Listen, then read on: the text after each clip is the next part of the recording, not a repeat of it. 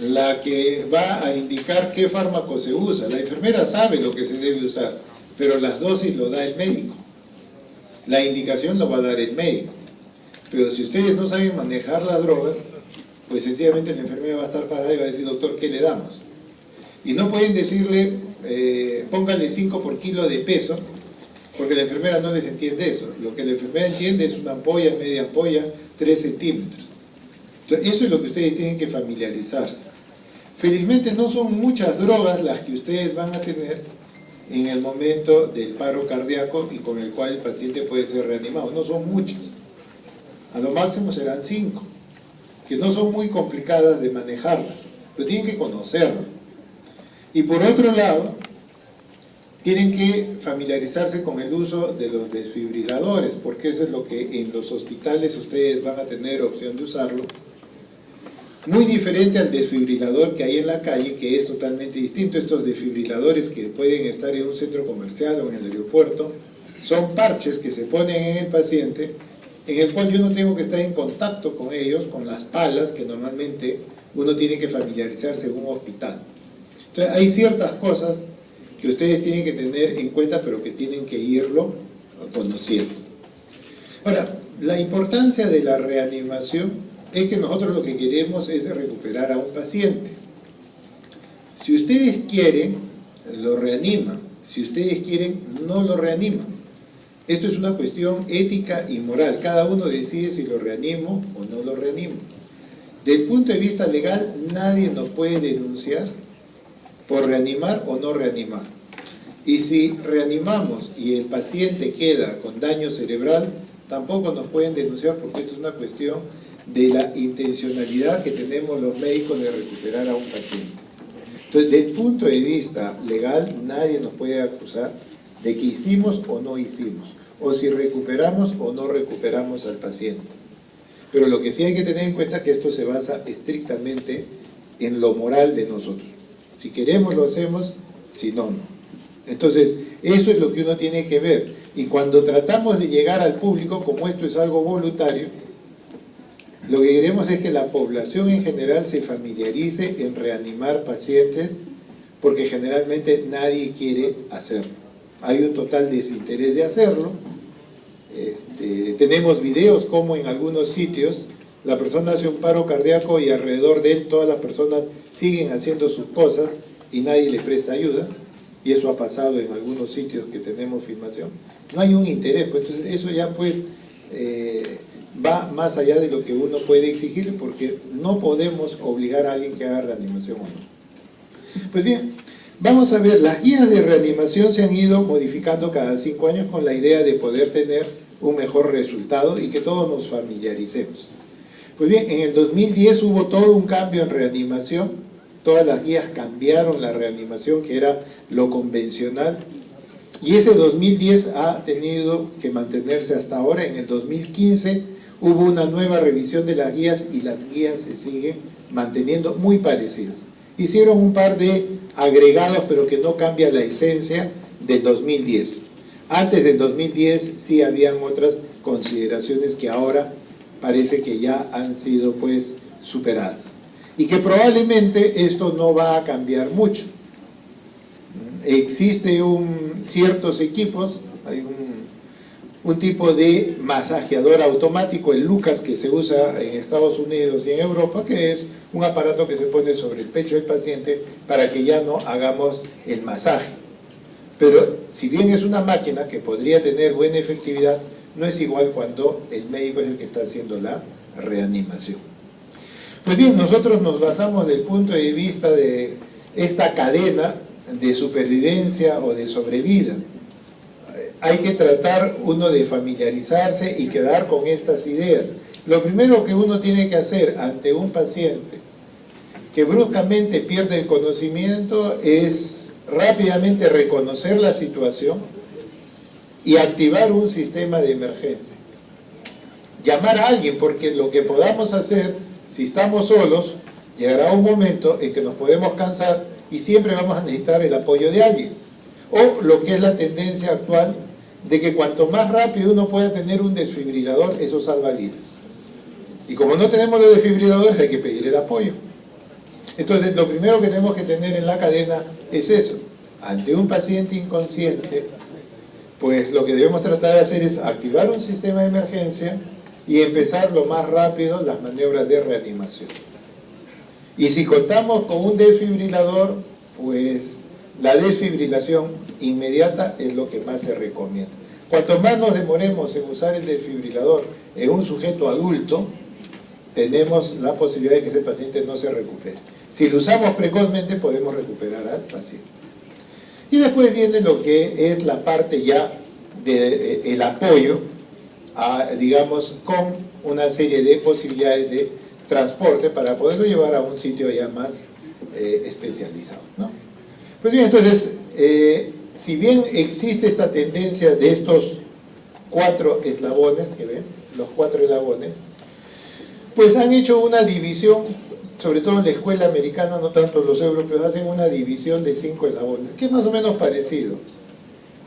Se empieza siempre reconociendo el estado de emergencia y llamar a alguien, empezar el masaje lo más rápido posible, la desfibrilación y lo que supone ya el apoyo médico, en donde tenemos pues que transportarlo y darle otro tipo ya de ayuda, pues esto se divide en 2 partes. Uno, lo que se puede hacer en forma extrahospitalaria, y la otra que ya es dentro de un hospital en cuidados intensivos.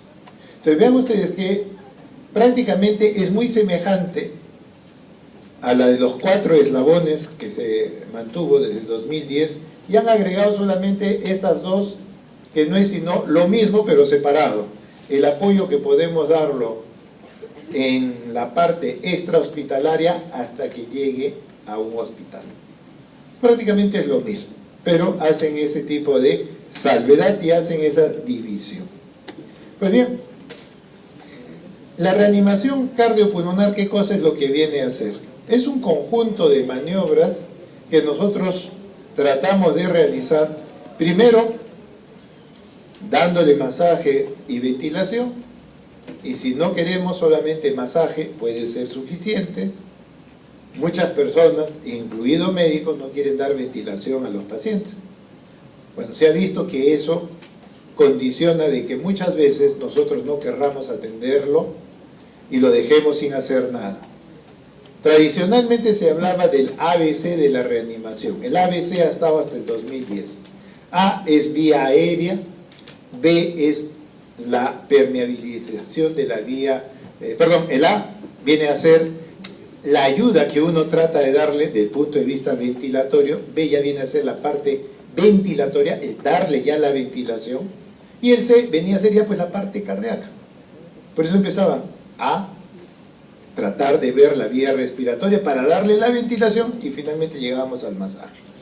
Entonces era el ABC de la reanimación, así estuvo por mucho tiempo.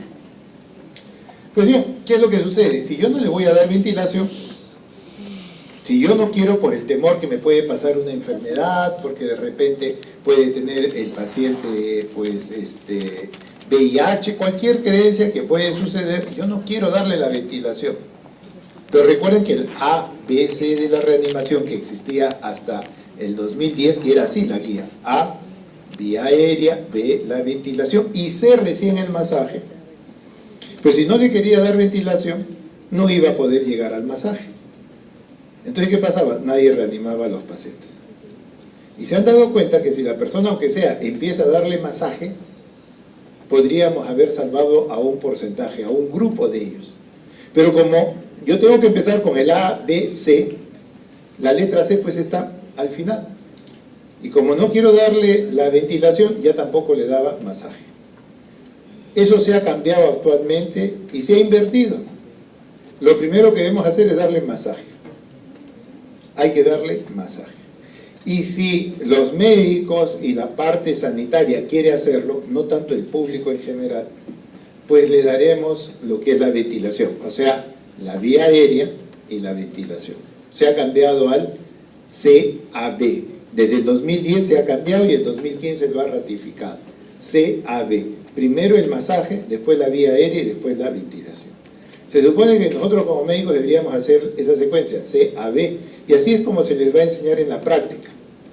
Pero si no quieren darle ventilación, lo que dicen las guías es, aunque sea dele masaje, porque muchos pacientes pueden salvarse por esa actitud de solamente darle masaje. Peor es no hacer nada. Entonces, ese es el cambio que ha habido. Entonces, si bien nosotros tenemos que hacer esos procedimientos ante un paciente que ha hecho un paro cardíaco, una de las preguntas que uno tiene que ver es, ¿valió la pena haber hecho esto para que este paciente se recupere? Y ahí viene la decisión. Cuando uno decide hacer la reanimación, primero hay que saber a quién le hacemos. Si ustedes tienen a un paciente con una enfermedad terminal, que ya no hay mucho que ofrecerle en su pronóstico de vida, pues probablemente si el paciente hace un paro cardiorrespiratorio, no vale la pena hacerle reanimación.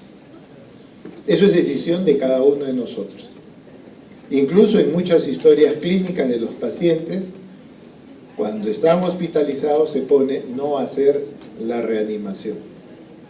¿Por qué? Porque la familia no quiere, porque la enfermedad está avanzada y porque no podemos nosotros, con la intención de recuperar, hacer que este padecimiento continúe. Entonces, muchas veces hay indicación de no hacer. Si lo hacemos puede ser de buena intención, pero lo que podemos prolongar es una agonía. Entonces, por eso uno tiene que saber bien primero qué es lo que vamos a hacer y en qué tipo de paciente. Si bien nuestro objetivo es tratar de que el paciente se recupere ante un paro cardiorrespiratorio, esto no es para todos los pacientes. Hay pacientes que ya no ameritan ser reanimados. Entonces vean ustedes, esto sí con cierta frecuencia se ve lo que se llaman el paro cardiorrespiratorio, que sobre todo puede suceder en gente aparentemente sana, que creemos que están sanos y que súbitamente hacen un paro cardiorrespiratorio. Deja de funcionar tanto la función cardíaca como la parte ventilatoria, en forma brusca, en un sujeto aparentemente sano o relativamente sano. Entonces, ese tipo de situaciones uno tiene que valorar, por eso les digo al principio, uno tiene que saber primero qué es lo que vamos a hacer y en qué tipo de paciente. Entonces, hay dos conceptos que deben tener ustedes bien en claro. Uno es lo que se denomina la muerte clínica.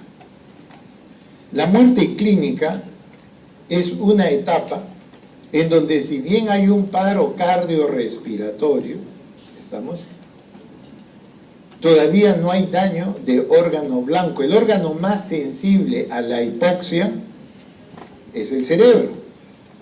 El cerebro más o menos puede tolerar 3-4 minutos de quedarse sin oxígeno. Y después de ese tiempo ya empieza el cerebro a fallar, a dañarse. Entonces, mientras todavía no haya daño del órgano blanco, y en este caso el más sensible es el cerebro, este paciente sí tiene una situación que se llama muerte clínica, que es una muerte reversible. A este sujeto, si ustedes lo recuperan, prácticamente va a quedar intacto, no va a tener mayor daño. Muy diferente cuando uno habla de muerte biológica. Muerte biológica es cuando ya hay un daño de un órgano blanco, en este caso el cerebro. Si el paciente tiene un daño ya cerebral, pues no vale la pena hacer reanimación, porque lo que vamos a recuperar probablemente sea un vegetal, porque lamentablemente ya ha existido un daño de órgano blanco.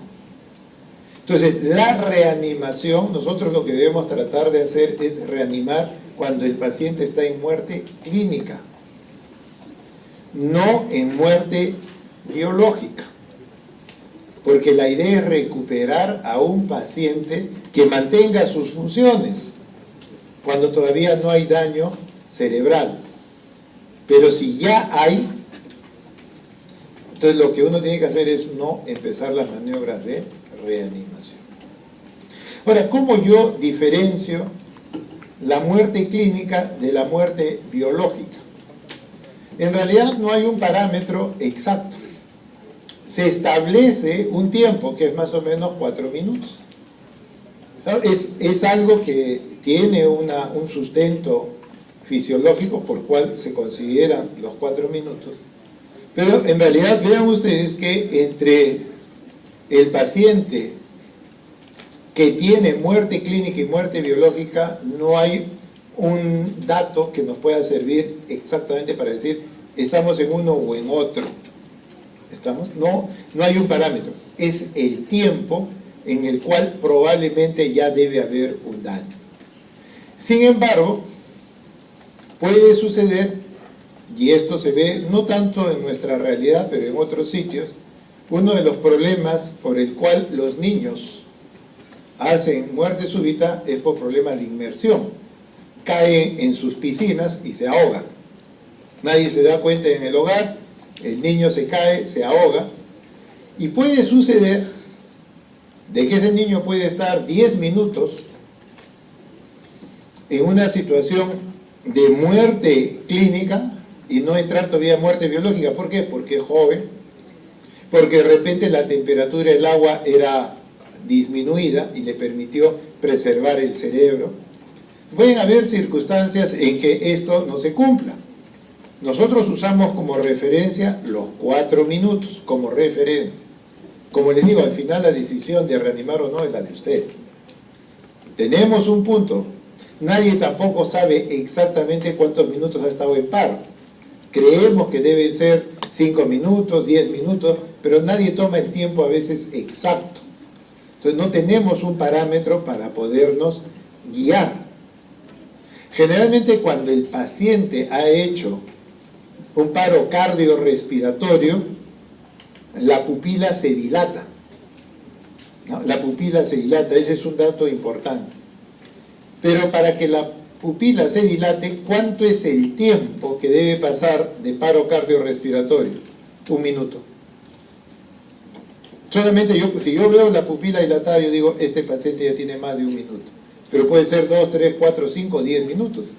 O sea, no me ayuda tanto como quisiéramos, pero es un dato que podemos ver en relación al tiempo. No vamos a tener exactamente el tiempo adecuado para poder decir si el paciente efectivamente ya tiene más de 4 minutos. No hay ese parámetro. Entonces, nuestro objetivo, ¿cuál va a tratar de hacer? Recuperemos al paciente que todavía no tiene daño de órgano blanco. Y ese órgano blanco fundamentalmente va a ser para nosotros el cerebro. Si ya pasamos los 4 minutos que tenemos más o menos de referencia, los 4 minutos, probablemente ese paciente empiece ya a dar daño cerebral, el paciente va a entrar en muerte biológica. Y nuestro objetivo ya no va a ser intentar hacer reanimación cuando ya hay daño de órgano blanco. Eso es muy, muy importante. Entonces acá tenemos el tiempo. Cuanto más antes es mejor.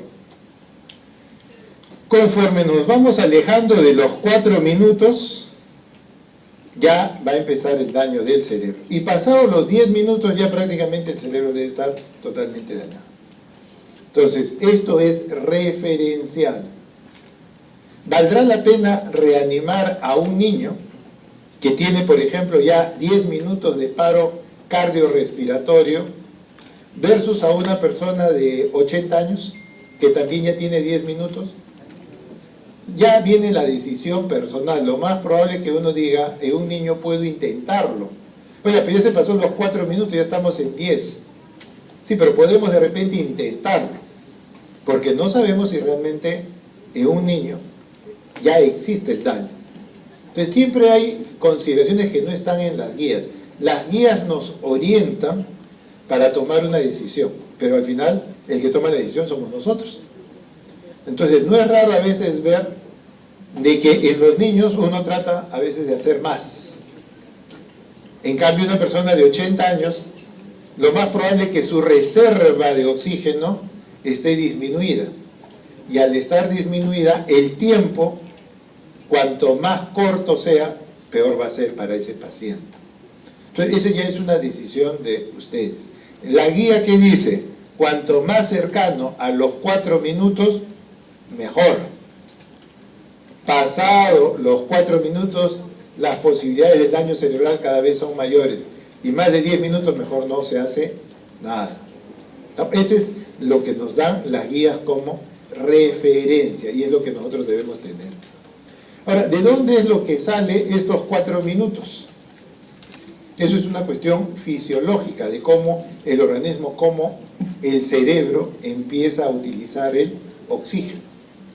Normalmente, ¿cuánto de oxígeno hay en la sangre? ¿Se acuerdan o no? ¿Cuánto transporta 1 gramo de hemoglobina de oxígeno? Normalmente, 1 gramo de hemoglobina transporta 1.34 mililitros de oxígeno. ¿Estamos? La hemoglobina transporta así, 1.34. ¿Cuál es la hemoglobina más o menos de un sujeto adulto? 15. 15 por 1.34, ahí les da que nosotros tenemos por cada 100 centímetros cúbicos de sangre 20 volúmenes de oxígeno. Por cada 100 centímetros cúbicos de sangre nosotros tenemos 20 volúmenes de oxígeno. Cada minuto el organismo, ¿cuánto usa de oxígeno? El cuerpo en general usa 5 volúmenes de oxígeno por cada 100 centímetros cúbicos de sangre. Esa es su capacidad de utilizar oxígeno. Utilizo 5, pero en la sangre hay 20. Entonces, durante el primer minuto del paro cardíaco, yo uso 5, me quedan 15. Segundo minuto de paro cardíaco, utilizo otros 5, ya gasté 10, pero me quedan 10. Al tercer minuto usé 15, me quedan 5, y al cuarto minuto ya no queda nada. Por eso es que sale estos 4 minutos de referencia. Es un parámetro importante para poder tomar la decisión de reanimar o no, pero tiene pues un sustento fisiológico, no es cuestión que a alguien se le ocurrió poner un tiempo, es precisamente por el consumo de oxígeno. Entonces nosotros lo que tenemos que tratar de hacer es recuperar a sujetos que tienen o han presentado una muerte súbita. ¿A qué se define como muerte súbita? Pues bueno, es la muerte no violenta, no traumática, inesperada, que aparece en forma instantánea a los pocos minutos de haber iniciado un síntoma. Máximo se considera hasta 1 hora. Y esta muerte súbita debe suceder en un sujeto sano, entre comillas, porque si realmente fuera sano, no le pasaría esto. Supuestamente sano sería la palabra más adecuada. Pero la muerte súbita ocurre así, en un sujeto que no pensamos que podría haberle ocurrido esta situación. Yo puedo tener a un paciente con cáncer, ¿estamos? Y ese paciente con cáncer puede hacer una muerte súbita. Tiene cáncer, ¿no? ¿Puede hacer muerte súbita? ¿Todos los pacientes con cáncer se mueren? No. En este momento en el país hay 200.000 mujeres curadas del cáncer de mama. El hecho de decir cáncer antes era una palabra de decir sinónimo de muerte. Pues ya hace por lo menos unos 10 años eso ha cambiado. El paciente con cáncer vive. El paciente tiene cáncer de próstata, pues vivirá y se morirá de cualquier cosa, no tanto ya por el problema prostático. La supervivencia en el cáncer cada vez ha aumentado. Pero a veces tenemos el estigma, el paciente tiene cáncer, ya no hagamos reanimación. ¿Qué pasa si el paciente tiene cáncer de piel? Es un cáncer, pero el cáncer de piel no lo mata. Entonces, el solo hecho de ponerle un nombre no significa de que ya está muerto. Entonces, yo puedo tener cáncer, pero mi cáncer va a ser una enfermedad crónica.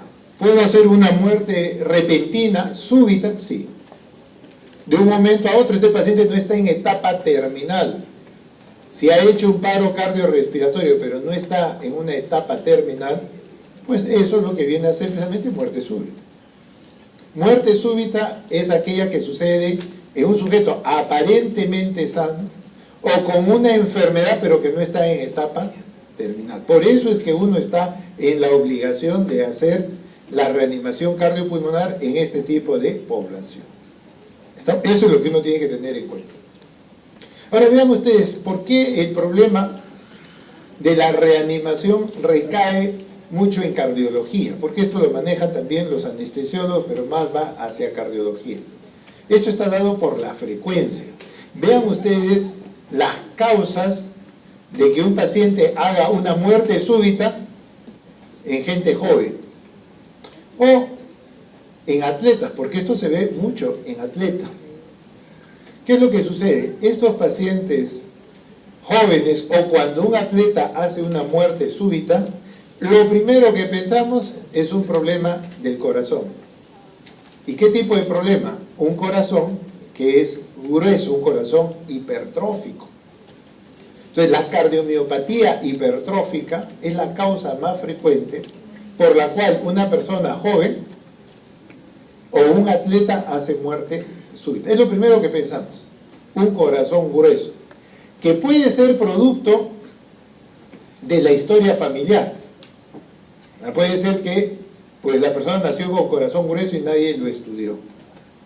Entonces, el corazón, solamente teniéndolo grueso, un corazón hipertrófico, el término es hipertrofia ventricular izquierda, el paciente que tiene hipertrofia ventricular izquierda, ese paciente tiene riesgo de muerte súbita. Independiente de la causa, el solo hecho de tener corazón grueso nos puede dar muerte súbita. En gente joven, ese corazón grueso puede ser por una cuestión genética, así nació, pero también puede ser adquirido. ¿Por qué el corazón se engruesa?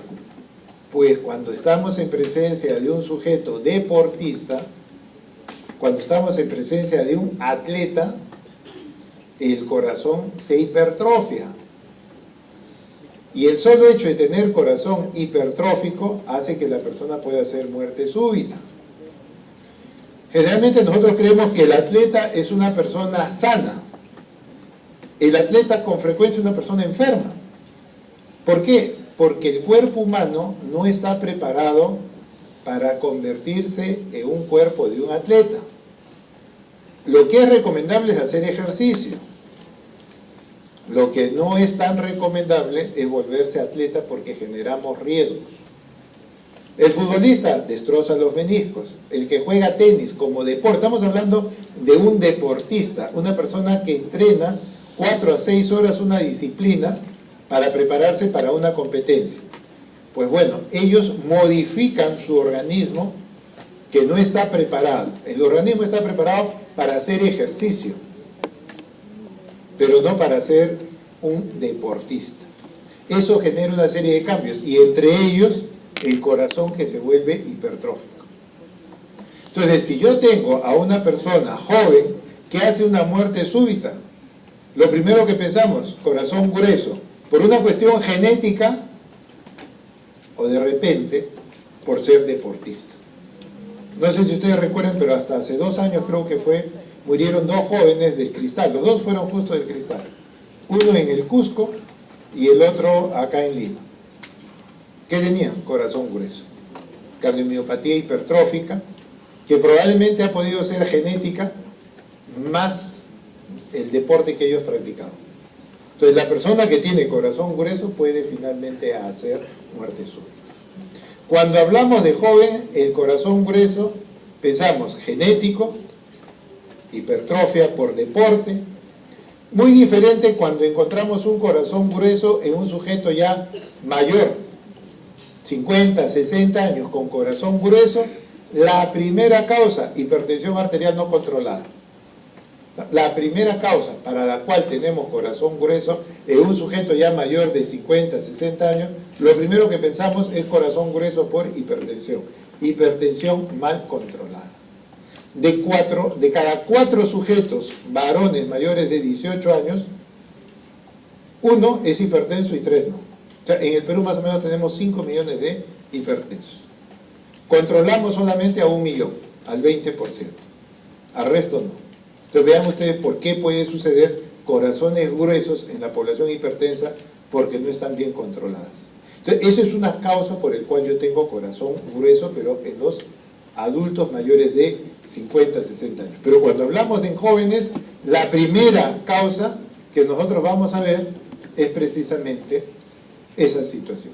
En cambio, en el caso ya de los adultos, cambia.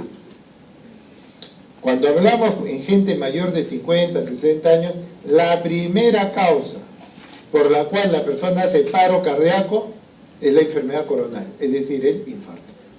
Lo que más mata acá y en Estados Unidos y en Europa es el infarto. El infarto tiene alta mortalidad. Más o menos de cada 3 sujetos que se infartan, 1 muere y 2 viven. Esa es más o menos la tasa de mortalidad por enfermedad coronaria. Y en la gente mayor, vean ustedes que el 30% de estas muertes son súbitas. No debieron ocurrir. La tercera parte de estas muertes en adultos sucede sin que el paciente debería estar en esa situación. Y el motivo fundamentalmente es el problema coronario. Por eso es que estos temas se manejan desde el punto de vista cardiológico. En el joven, la principal causa de muerte súbita, de paro cardiorrespiratorio, es precisamente el problema de los corazones gruesos. O por causa genética, o por causa, por ejemplo, de atletismo, de corazón de deportista. Bien, esa es la situación en los sujetos jóvenes. Pero en cambio, en los adultos, la principal causa es el infarto. En mayores de 40, 50 años, la primera causa por la cual hace un sujeto una muerte súbita es precisamente por el infarto. Y entonces, tanto la cardiomiopatía hipertrófica como la enfermedad coronaria, el infarto, lo que mata es una arritmia, que es la fibrilación ventricular. Y entonces la fibrilación ventricular se soluciona con un desfibrilador. Entonces ya por eso es que ustedes tienen que manejar el desfibrilador. Eso ayuda mucho al paciente. Ahora bien, cuando un paciente uno usa el desfibrilador, el paciente se va a recuperar en algunos casos, pero no esperen de que el paciente se recupere con un ritmo sinusal, con un ritmo de 60, 70 latidos por minuto. Puede ser que el paciente se recupere y puede recuperarse con una bradicardia o con una taquiarritmia. ¿Estamos? Y por eso es que en la práctica les van a enseñar a reconocer algunos, quizás los más importantes trastornos de ritmo, o bien acelerados, las taquiarritmias, o lentos, las bradiarritmias. ¿Por qué? Porque tienen que reconocerlas para poder manejar el medicamento que controle esa arritmia en general. No vamos a entrar a los diferentes tipos de arritmias porque el curso no es de cardiología. Pero si quieres saber manejar las taquiarritmias y manejar las bradiarritmias, porque cuando el paciente se recupera, no siempre va a salir en ritmo sinusal. Pueden recuperar a un paciente muy bien, hicieron las maniobras, usaron bien el desfibrilador y sale con una taquiarritmia y ya no saben qué hacer. Entonces, siquiera reconozcan y manejen una taquiarritmia y una bradiarritmia. Recuerden que lo que ustedes tienen como objetivo es el manejo de la reanimación avanzada, no la básica. La ventilación y el masaje, eso es básico. Lo que ustedes como médicos deben aprender es a manejar la parte